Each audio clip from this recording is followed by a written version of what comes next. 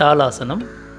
நேராக நின்று கொண்டு தோள்பட்டைக்கு நேராக கால்கள் இருக்குமாறு வைத்துக்கொள்ள வேண்டும். கைகளை பக்கவாட்டில் திறந்து திருப்பி மேல் நோக்கி குதிக்கால்களை மேலே தூக்கி சிறிது நேரம் மூச்சில் கவனத்துடன் நின்று மூச்சை கவனிக்க வேண்டும். மெதுவாக கால்களையும் கைகளையும் கீழே இறக்குதல் வேண்டும்.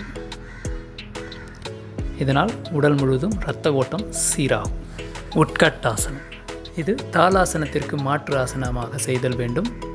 கைகளை மேலே உயர்த்தி மெதுவாக கால் பாதங்களில் நின்று மெதுவாக இருக்கையில் அமர்வது போல் அமர்தல் வேண்டும். முழுமையாக இருக்கையில் அமர்தல் கூடாது. கால்கள் மடக்கி அமர்ந்து சுவாசத்தில் கவனம் வைத்தல் வேண்டும்.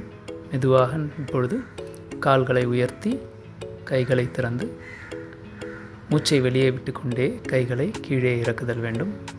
கால்களுக்கு வலிமை அளிக்கும் ஆசனம் இது. திரிகோணாசனம். கால்களை ஒன்றாக இணைத்து சிறிது சிறிதாக பிரித்து நம்மால் இயன்றவரை பிரித்து கொள்ள வேண்டும். கைகளை நேராக நீட்டி முதலில் வலது கையை வலது கால் அருகில் தரையில் பதியுமாறு வைத்துவிட்டு முழங்கால் மடங்காமல் செய்தல் வேண்டும். மேலிருக்கும் கையை பார்த்தல் வேண்டும். சுவாசத்தில் கவனம். மெதுவாக கைகளை கீழே இறக்கி கால்களை ஒன்று சேர்த்து கொள்ளவும். திரிகோணாசனம் முதுமையை தள்ளி போடும். அர்த்த கடி சக்கர ஆசனம். கால்களை தோள்பட்டைக்கு நேராக வைத்து 2 கைகளையும் இடுப்பில் வைத்து முதலில் இடது கையை மேல் நோக்கி உயர்த்தி வலது பக்கமாக மெதுவாக மூச்சை வெளியே விட்டு கொண்டே சாய்ந்து விட்டு இப்பொழுது சுவாசத்தில் கவனத்தை வைத்து நிதானமாக சுவாசத்தை உள்ளிழுத்து வெளியே விடுதல் வேண்டும்.